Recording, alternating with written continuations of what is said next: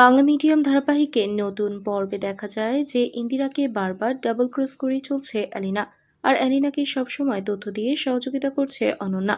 এবার যখন ইন্দিরা ভিকির সাথে দেখা করে জানিয়ে দিল অ্যালিনার মুখোশগুলি দিয়েই আপনাকে মুক্ত করে বাড়িতে নিয়ে যাব, আর এই কথাটা ফিউচার ড্রিমস স্কুলের প্রিন্সিপাল নয়, ভিকির স্ত্রী বলছে। তারপর আরও কিছু কথা বলে ইন্দিরা চলে এসেছে আরশিয়াদের বাড়িতে। আরশিয়ার বাবাকে ঘুমের ওষুধ খাইয়ে ঘুম পাড়িয়ে রেখেছিল, তাই তো ইন্দিরা আরশিয়াকে বেশ কিছু কথা বলার সুযোগ পেয়েছে।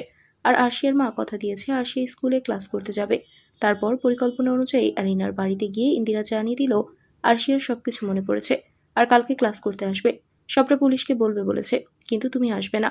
না আসলে পুলিশ কিন্তু তোমাকে সন্দেহ করবে। সকালে ইন্দিরা কিন্তু অর্ককে পাঠিয়ে দিয়েছে আরশিয়া বাড়ি থেকে বের হওয়ার পর ওকে পাহারায় রাখবে, না হলে অ্যালিনা কিন্তু বড় ক্ষতি করে দেবে। কিছু করা আড়াল থেকে শুনে ফেলেছে অনন্যা, তাই তো অ্যালিনাকে ফোন করে জানিয়ে দিল কি করতে হবে। আর আশিয়া বাড়ির বাইরে আসলেই অঘটন ঘটাবে বলে ওঁত পেতে বসে আছে অ্যালিনা। অর্কও আছে অপেক্ষায়। তাহলে কি ইন্দিরার পাতা ফাঁদেই ধরা খাবে অ্যালিনা, নাকি অনন্যার কারণেই প্ল্যানটা পণ্ড হয়ে যাবে ইন্দিরার? বন্ধুরা, তোমাদের কি মনে হয়? এক্ষুনি একটি লাইক দিয়ে এবং কমেন্ট করে জানিয়ে দাও তোমাদের মতামত।